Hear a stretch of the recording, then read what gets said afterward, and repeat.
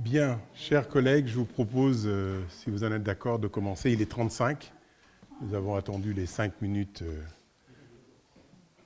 exactement, les 5 minutes de politesse. Nous allons commencer par l'appel. Donc Alphonse Boy présent, Vanessa Annie, Alain Boucris, Anne Ferreira, Jean-Luc Després, Pauline Bisquière donne pouvoir à Vanessa Annie, elle devrait arriver, mais Arnaud Dessin, Céline Monassa, Mathias Alonso me donne son pouvoir à moi-même, Roland Tibi, Jean-Pierre Vanavert, Dominique Humez donne pouvoir à Caroline Delis, François Elie est en route, Caroline Delis, Mehdi Belout, Samantha Clésias donne pouvoir à Roland Tibi, Noémie Arnaufi donne pouvoir à Jean-Luc Després, Grégory Nguyen, Bernard Caméraire, Benjamin Godon, Stéphanie Couchou donne pouvoir à Céline Monassa, Joël Villassa, peut-être en route.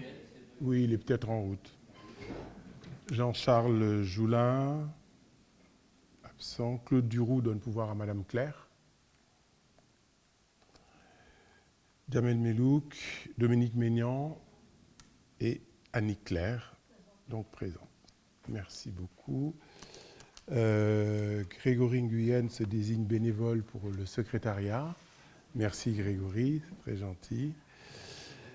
Adoption de l'ordre du jour. Y a-t-il des demandes de correction sur l'ordre du jour?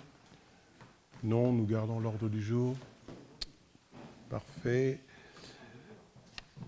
Le procès-verbal de la séance du 20 mars 2025, donc vous l'avez reçu. Y a-t-il des demandes de correction sur le procès-verbal? Non, rien de particulier. Nous considérons donc que le procès-verbal, la séance du 20 mars, est adopté. Ensuite, vous avez reçu toutes l'évolution des demandes de subvention que nous avons reçues, qui ont été notifiées, etc. Et je vous ai communiqué également les décisions qui ont été prises par le maire depuis la dernière, depuis le 20 mars, du 20 mars au 19 juin, très précisément. Y a-t-il des questions sur ces points?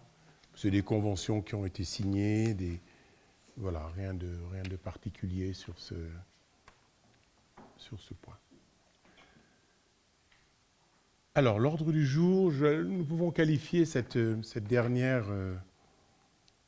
dernier conseil municipal avant les vacances d'été d'un conseil technique. C'est beaucoup de marronniers, de choses qui reviennent, que nous devons voter, comme vous l'avez constaté. Alors, donc, dans les affaires générales, nous aurons des affaires générales, un peu de finances et de marché public, des ressources humaines, des renouvellements de conventions en affaires sociales et à l'enfance et à la jeunesse. Et puis voilà, ce sera tout. Donc, nous allons commencer par les affaires générales. Donc, nous devons approuver l'adhésion au syndicat du gaz de la commune de Villejuste, dans le 91. Nous faisons partie de ce syndicat. Par conséquent, toute nouvelle commune qui veut adhérer à un syndicat doit être validée par l'ensemble des membres. Donc ce syndicat a adhéré au CIGEF le 31 mars. Donc nous avons 3 mois, toutes les villes, nous avons 3 mois pour nous prononcer sur l'adhésion de cette ville, Villejuste, au CIGEF ou pas. Y a-t-il des questions sur l'adhésion de Villejuste? J'espère que tout le monde sait où se trouve Villejuste dans le 91. Voilà. Avec un beau nom comme ça ne peut pas être un nom suspect. Donc, Alors, nous passons au vote directement. Y a-t-il des votes contre? Des abstentions? Non. Donc nous considérons que nous approuvons l'adhésion de la commune de Villejuif au titre de la compétence du CIGEF. Merci beaucoup. Le point 2, il s'agit d'autoriser le maire de signer la charte d'engagement de centre-ville vivant, qui est un programme d'accompagnement technique et financier pour les projets des villes de la métropole. Là aussi, nous avons déjà signé une telle charte l'année dernière, ou il y a 2 ans. En fait, nous sommes à la 3e phase de cette charte Centre-Ville Vivant. Qu'est-ce que c'est le Centre-Ville Vivant? C'est un dispositif que la métropole a mises en place pour permettre aux villes de dynamiser leur centre-ville. Donc accompagner les commerces, faire des manifestations pour dynamiser les centres-villes. C'est un peu pour lutter contre les centres-villes qui se vident, qui se meurent. Nous connaissons tous le problème ici et là. Nous avons la chance à Marolles d'avoir un centre-ville qui est assez dynamique. Nous faisons tout pour les aider autant que nous pouvons. Par conséquent, nous signons cette convention pour un certain nombre de choses, l'aménagement du parvis de la mairie, la brasserie, bref, pour animer notre commune, pour que la commune soit une commune vivante et faire les demandes de subventions qui vont avec. Voilà, j'espère que vous avez lu la charte, elle est vraiment très intéressante, elle donne beaucoup de détails, c'est un appui intéressant que nous accorde la métropole du Grand Paris pour éviter que nos commerces se vident petit à petit, comme on peut le voir ici ou là. Y a-t-il des questions sur ce point? Non. Alors c'est un point qui n'a pas été vu en commission. Donc nous passons au vote. Donc, il s'agit d'adopter la charte d'engagement Centre-Ville Vivant, programme d'accompagnement stratégique technique et financier des projets des villes de la métropole, si annexé, et d'autoriser bien sûr le maire ou son représentant à signer la dite charte et tous les actes afférents. Y a-t-il des votes contre? Des abstentions? Merci, le point 2 est adopté. Nous passons au point de finances et marchés publics. Donc là, nous devons voter, comme chaque année, la proposition de convention de mécénat avec 2 sociétés qui nous accompagnent depuis maintenant 3 ou 4 ans, qui nous aident à financer ce que nous faisons pour les jeunes à l'occasion de Marolles en Fête, pour permettre ces sociétés. Nous travaillons avec l'une d'entre elles, SFRE, et l'autre, c'est une crèche. Ces sociétés trouvent que ce que nous faisons pour les jeunes est remarquable et elles souhaitent nous accompagner pour financer ces activités. Donc, il s'agit d'approuver les conventions de mécénat avec la société SFRE et l'entreprise Royal Baby Nursery, donc la crèche et la commune, de dire que les crédits seront inscrits au budget 2025 et de m'autoriser à signer les dites conventions. Voilà. Pour être tout à fait transparent, comme l'année dernière et les années d'avant, SFRE se propose de nous donner 10 000 € pour Marolles en Fête et Royal Baby Nursery 8 000 €. Y a-t-il des questions sur ce point?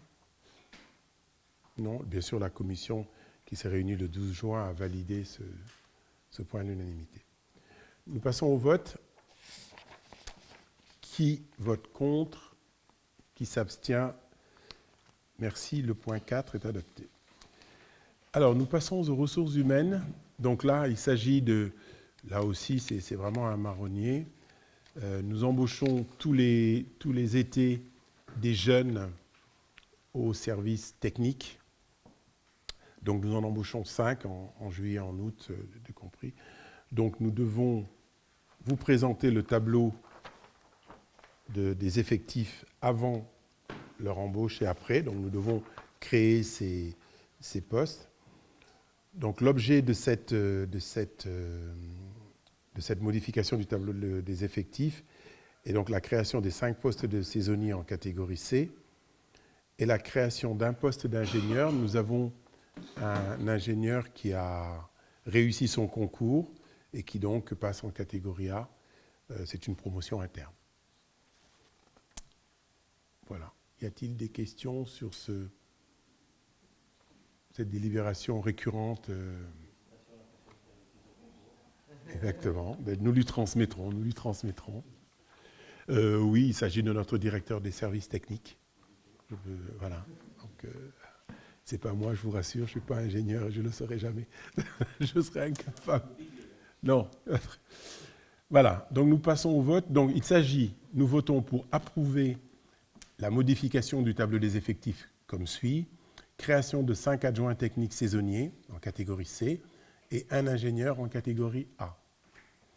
Il s'agit également de dire que la rémunération et la durée de carrière et la durée de carrière seront fixées par la réglementation en vigueur dans le cadre des emplois concernés.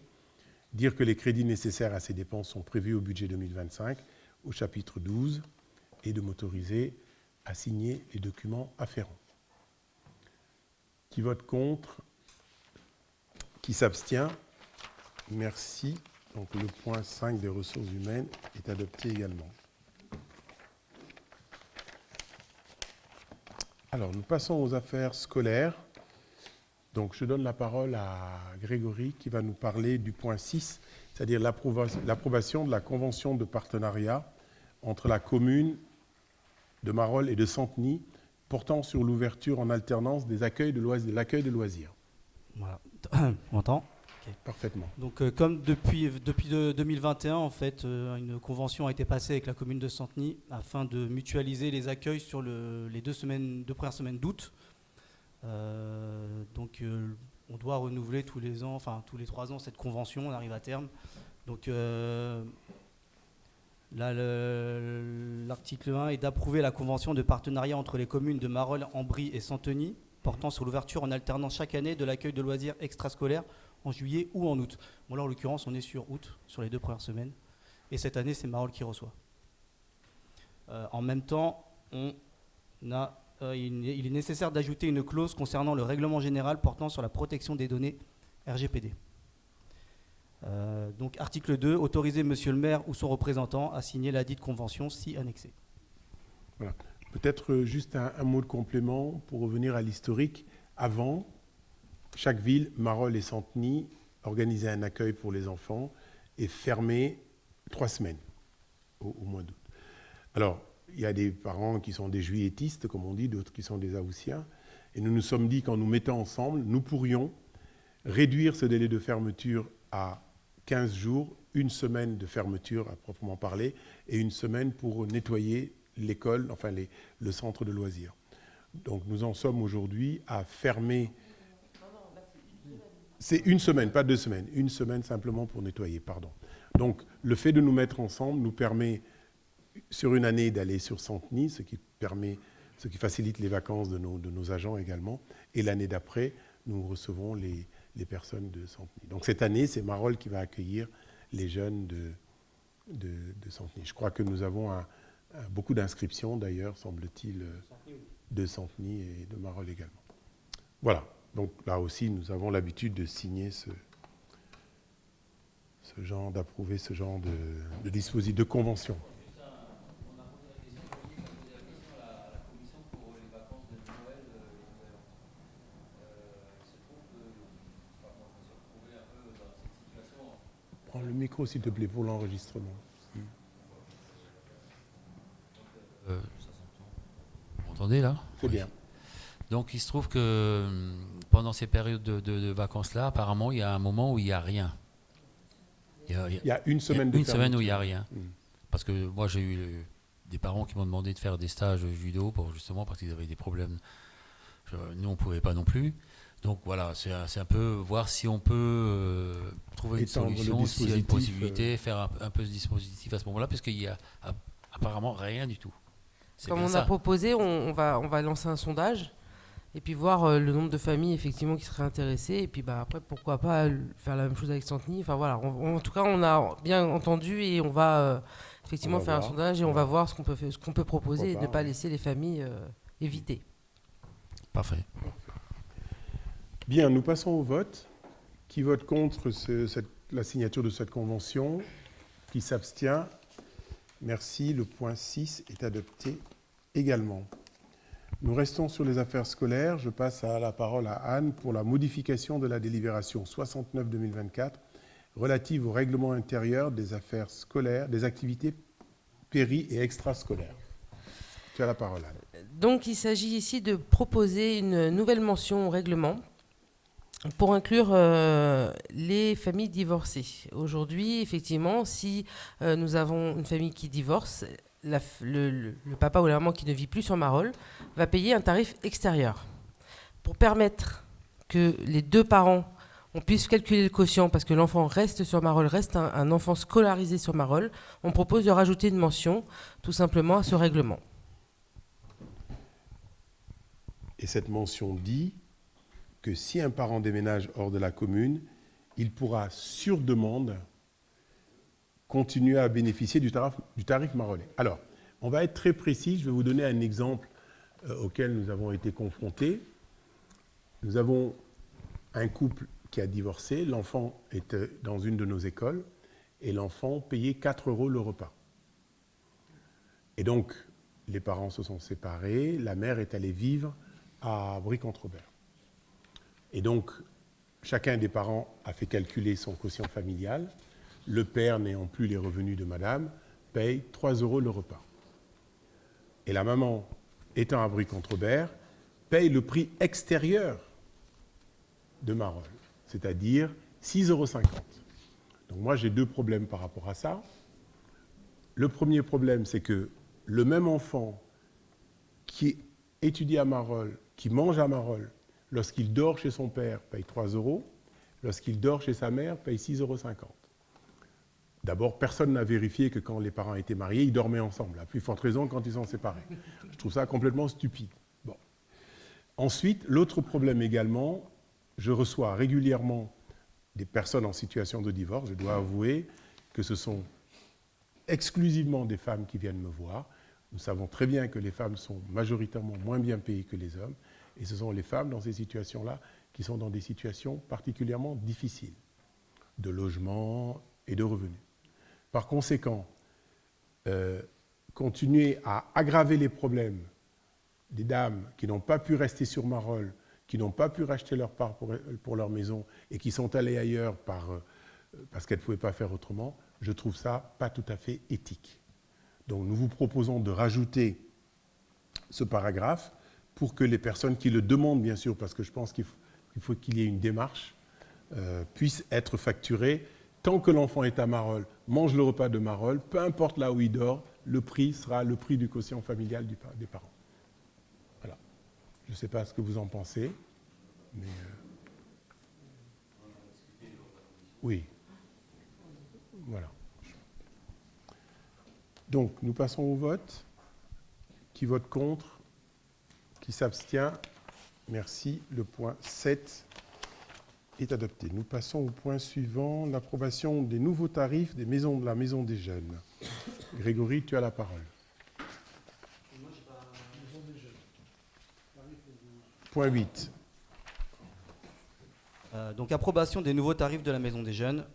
Donc, dans un souci de continuer à proposer des activités de qualité et de répondre aux besoins croissants des adhérents, il est proposé d'ajuster les tarifs de certaines prestations. Ainsi, l'adhésion annuelle à la Maison des Jeunes sera de 30 € contre 20 actuellement. Et la participation à l'atelier futsal évoluera, elle sera de 30 € pour les ados et de 50 € pour les adultes, à laquelle s'ajoute le coût de l'adhésion pour ceux qui s'inscriront au futsal. Il faut également adhérer à la Maison des Jeunes. Cette révision tarifaire participe à l'augmentation des coûts liés à l'encadrement, au matériel et à la location des infrastructures, en garantissant le maintien d'un service accessible et enrichissant pour tous. D'autre part, dans le cadre du vote de l'application des nouveaux quotients, la grille tarifaire a été modifiée. Donc sont concernés l'accompagnement scolaire, le pourcentage de participation des familles au séjour, l'ajout de la semaine découverte dont le tarif correspond à une journée complète d'accueil de loisirs en fonction du quotient. La commission enfants-jeunesse et scolaire, réunie le 10 juin 2025, a émis un avis favorable. Donc en article 1, il faut approuver la nouvelle grille tarifaire si annexée. Article 2, dire que cette grille tarifaire s'applique à compter du 1er septembre 2025 et reste valable en l'absence de toute nouvelle délibération ou décision du maire. Décision si la variation des tarifs est dans la limite de plus ou moins 3%. Et article 3, dire que les recettes sont inscrites au budget de la commune. Nous en avons parlé en commission. Nous avons augmenté très peu de choses durant le mandat. C'est un petit ajustement simplement que nous proposons de valider. Nous passons au vote. S'il n'y a pas de questions, qui vote contre? Qui s'abstient? Merci. Le point 8 est adopté. Alors, nous allons faire le point 9 et 10 en même temps dans les affaires scolaires. Nous allons finir par ce point. C'est la signature de convention, tout simplement. Anne, tu as la parole. Donc c'est comme tous les ans, on met à disposition 2 animateurs. Donc le premier, c'est pour faire de l'initiation aux tablettes, au numérique surtout. Et le deuxième, c'est pour faire du multisport. Donc il est proposé de renouveler ces conventions. Les enseignants l'attendent. C'est vrai que c'est quelque chose, enfin, c'est vraiment un plus pour eux, hein. C'est aussi montrer, alors souvent quand on dit numérique, on pense écran. C'est aussi montrer à un enfant qu'une tablette, c'est pas que des jeux. C'est aussi de la programmation, c'est aussi jouer avec du son, c'est pouvoir faire des choses avec et pas que du jeu. Donc voilà, c'est vraiment, ils apprennent vraiment beaucoup de choses. Et puis le multisport, ça permet de découvrir des sports que sans cet animateur, effectivement, les enseignants ne pourraient pas mettre en place, tout simplement. À propos de l'initiation informatique, j'ai remis hier, je crois, les permis de Internet. Voilà, il y a une formation que fait la police nationale avec la police municipale, la sensibilisation aux jeunes au danger d'Internet. Et donc nous avons remis les cartes à tous les jeunes, et tout particulièrement à ceux qui ont tout réussi, parce que je crois qu'il faut sensibiliser les jeunes au danger d'Internet et du numérique de manière générale. Ne pas tout croire, ne pas croire que ce que l'on lit est vrai, et ne pas croire que ce que l'on voit est juste. Je crois qu'il n'y a pas que les enfants qui auraient besoin de cette éducation, d'ailleurs, si je peux me permettre. CM2. CM2. Ils font le permis vélo, savoir rouler à vélo 2 ans avant, et puis ensuite permis piéton, savoir rouler à vélo, permis piéton et les cartes. Bon, quand ils vont au collège, généralement, ils ont tout. Hein. Donc après. Voilà. Non, pas sur la tablette, sur le vélo. Manipulable. Voilà. Oui.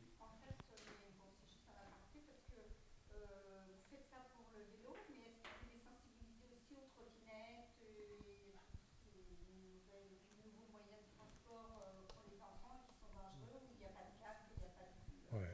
Nous devrions. Mais peut-être que les parents devraient être sensibilisés aussi, parce que collège, vous avez les trottinettes électriques qui sont interdites au moins de 14 ans. C'est 14 ans et il y a la police nationale qui est venue au collège pour sensibiliser les jeunes. Voilà. Le port du casque est obligatoire. Ouais, oui, Les réfléchissements, enfin voilà, donc ils sont venus au collège. C'est vrai qu'avant, on n'a pas beaucoup de CM2 qui ont la trottinette électrique, j'entends, parce que c'est surtout celle qui va le plus vite.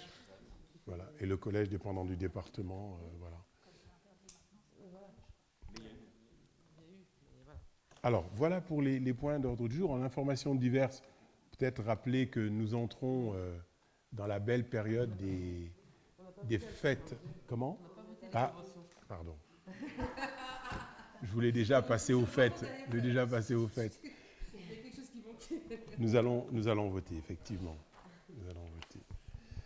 Alors, donc, nous devons voter pour approuver les 2 conventions avec la Direction départementale de l'éducation nationale du Val-de-Marne, la DSDEN, pour la mise à disposition d'intervenants extérieurs professionnels agréés si annexés.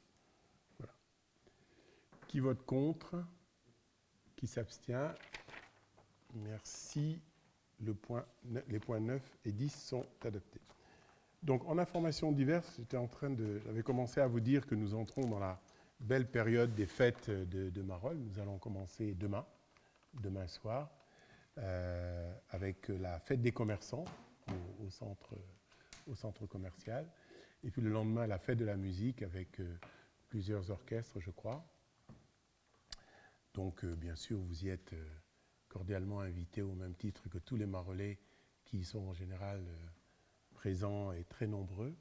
Je crois que c'est des moments importants. Prenez une bouteille d'eau quand même, parce qu'il va faire chaud. Nous avons également l'inauguration de la voie verte. Donc à 18h30, il y a un color run. 16h30, pardon. 16h30, color run. Voilà. Et puis le 28, c'est Marolles en fête. Donc nous gardons la même formule. Le samedi, à midi, inauguration des jeux, cocktails, jeux tout l'après-midi. À partir de 17h ou 18h, nous allons au bas de Marolles. Donc food truck, orchestre, feu d'artifice le soir et le bûcher. Et cette année, il fait beau, pas comme l'année dernière. Il fait beau, voilà. Et puis après, jusqu'au 9 ou 10, je sais plus, jusqu'au 9. Donc les jeux seront à disposition au parc urbain pour les enfants, pour les familles. Donc voilà. Alors pour commencer par les élus, je vous invite à boire un verre avant les vacances. Hein. Comme ça, nous serons les premiers à commencer la fête avant nos concitoyens. Donc vous êtes tous conviés à partager un verre de l'amitié après ce conseil municipal dont je lève la séance. Merci à tous. Il viendra pour le pot. Il avait compris qu'il y avait un pot, je pense. Donc il sera là pour le pot. Voilà.